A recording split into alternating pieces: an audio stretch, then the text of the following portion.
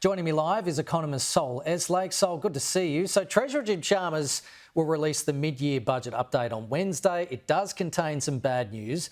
Just how bad are things looking for China's economy? Well, China's economy has been disappointing since the end of the pandemic.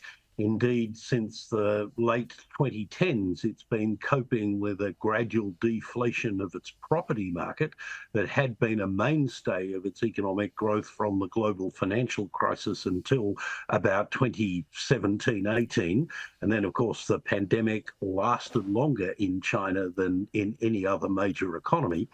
Since the end of the pandemic, growth has consistently fallen short of expectations, and China, unlike almost every other economy in the world, has been confronting deflation rather than inflation, and China's authorities have been surprisingly reluctant to deploy monetary and fiscal policy measures that they have in response to previous downturns in order to boost China's economic growth rate. That appears to be because Xi Jinping places more weight on matters of security and sovereignty than he does on economic growth, as his predecessors had done. And in some ways, it's surprising that the impact, the consequences for Australia of this persistent weak performance on the part of the Chinese economy haven't impacted Australia's commodity exports sooner than they are now starting to do.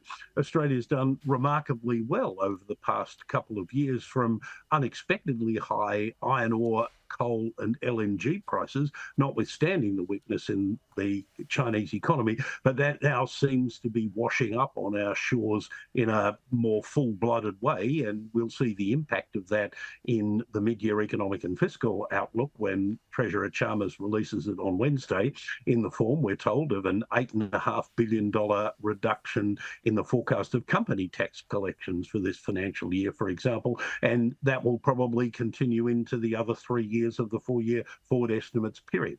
That $8.5 billion drop in company tax receipt revenue, what's the main driver behind that?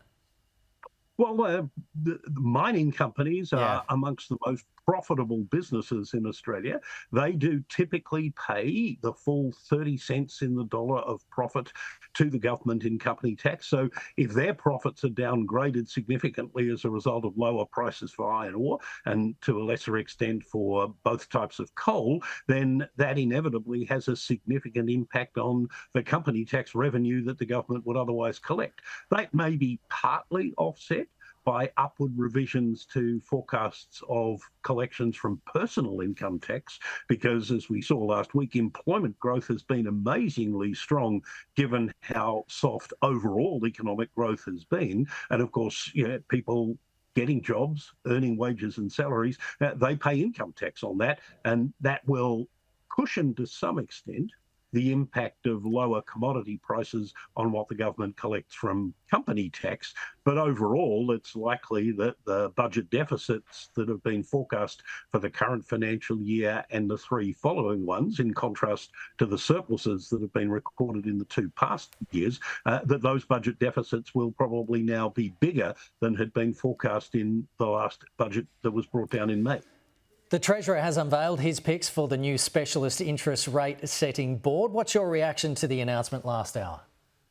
I think he's right to say that these are credible appointees who will bring needed skills to the task of setting Australia's interest rates. I don't think you can make any judgment as to whether these 2 new appointments make it more or less likely that the Reserve Bank will cut interest rates in the first half of next year, or when they might do it. But they, in the case of Ms. Fry McKibben, she is one of Australia's foremost academic economists. She was one of the 3 people who conducted the review of the RBA that led to the creation of this separate monetary policy committee. The other appointment, Marnie Baker, I don't know much about personally, but she's been a successful leader of a successful financial institution. And as the Treasurer says, she will bring to the new committee's deliberations knowledge of conditions in regional Australia that the existing members, probably can't do. So, I think they are both credible appointments, and the Treasurer has made good choices.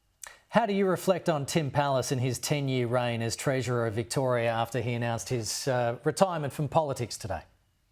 Well, as your Victorian reporter Simon said just a few moments ago, Tim Pallas is widely acknowledged as being a decent person, and I would agree with that from the limited contact that I have had with him. But he has presided over a significant deterioration in Victoria's financial position. Victoria now has, or will have by 2028, the last year of the most recent budget for which he's been responsible, public sector debt of in excess of 220 billion, compared with around 35 billion when he first took up the job. Now, some of that was the inevitable consequence of Victoria's experience of COVID, which was worse economically and in other ways than other states. Of course, that was in turn in part because of choices Victoria made as to how to handle the pandemic that were different from those made by other states and territories. But during Mr. Pallas's time as Treasurer of Victoria, Victoria has also embarked on an extraordinarily ambitious infrastructure spending program, which in at least some respects, though not personally the fault of the Treasurer, have been poorly planned and executed and subject to very substantial cost blowouts that have added to the debt. Victoria's also consciously chosen during Mr. Pallas's time as Treasurer to spend significantly more providing services to Victorians than, according to the Grants Commission, it would have needed to have done in order to provide the average level of services. And it's only been recently that he's elected to part pay for that high level of service expense by increasing taxes. And those taxes inevitably will have some adverse impact on economic growth. A subsequent Treasurer, whether it's Mr. Pallas's immediate successor or another one, possibly in a different government, is going to have to make some more hard choices about both taxes and service and capital expenditures if Victoria's financial position is to be put on a more sustainable trajectory over the longer term. But Mr. Pallas is leaving that to someone else. Saul Eslake, we'll leave it there, but appreciate your time today. Thank you. Thank you very much for having me, Tim.